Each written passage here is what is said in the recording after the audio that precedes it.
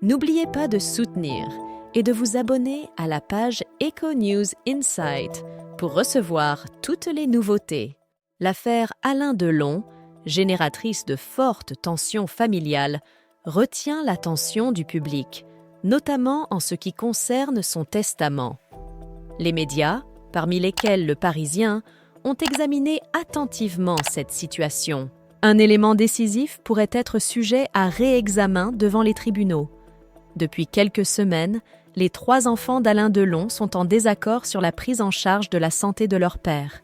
Anthony et Alain Fabien Delon souhaitent que l'acteur reste à Douchy, tandis qu'Anouchka Delon préférerait qu'il puisse être soigné en Suisse où elle réside. En ce qui concerne la répartition du patrimoine, Alain Delon aurait décidé d'attribuer 25% à chacun de ses fils et 50% à sa fille.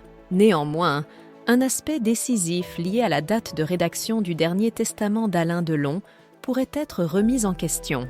D'après les informations du Parisien, cet élément pourrait être examiné attentivement et contesté, car la décision de privilégier sa fille pourrait être remise en cause par les 2 autres fils si elle a été prise pendant une période où l'acteur était considéré comme vulnérable. Valérie Benz, responsable des études patrimoniales à l'UFF, met en avant que même si Alain Delon a le droit d'attribuer une part plus importante à sa fille, cette décision pourrait être contestée si elle a été prise lorsqu'il était considéré vulnérable. Dans une telle situation, le juge pourrait réexaminer la distribution de l'héritage, éventuellement le subdivisant en 3 parts égales.